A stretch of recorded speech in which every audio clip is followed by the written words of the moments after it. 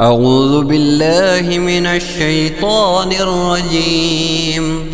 بسم الله الرحمن الرحيم. يا أيها المزمل قم الليل إلا قليلا نصفه أو انقص منه قليلا أو زد عليه ورتل القرآن ترتيلا إنا سنلقي عليك قولا ثقيلا إن ناشئة الليل هي أشد وطئا وأقوم قيلا إن لك في النهار سبحا طويلا واذكر اسم ربك وتبتل إليه تبتيلا رب المشرقين ورب المغربين لا إله إلا هو واتخذه وكيلا واصبر على ما يقولون واهجرهم هجرا جميلا وذرني والمكذبين أولي النعمة ومهلهم قليلا إن لدينا أنكالا وجحيما وطعاما ذا غصة وعذابا عليما يوم ترجف الأرض والجبال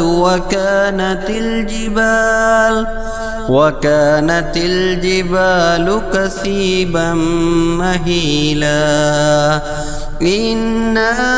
أرسلنا إليكم رسولا شاهدا عليكم كما أرسلنا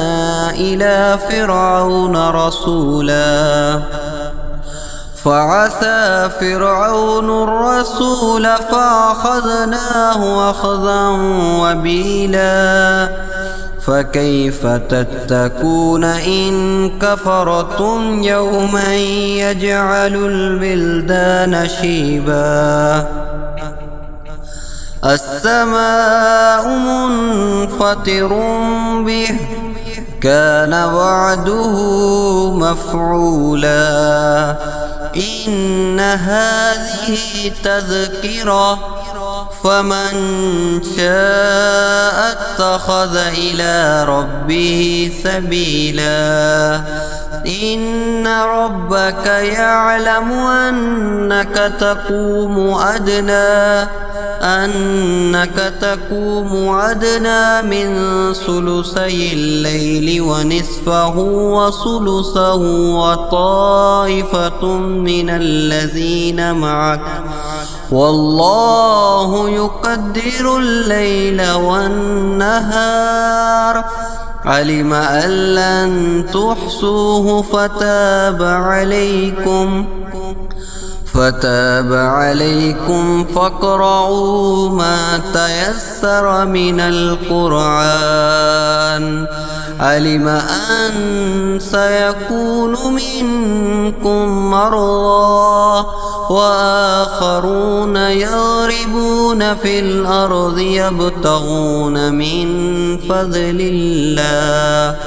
وآخرون يقاتلون في سبيل الله فاقرؤوا ما تيسر منه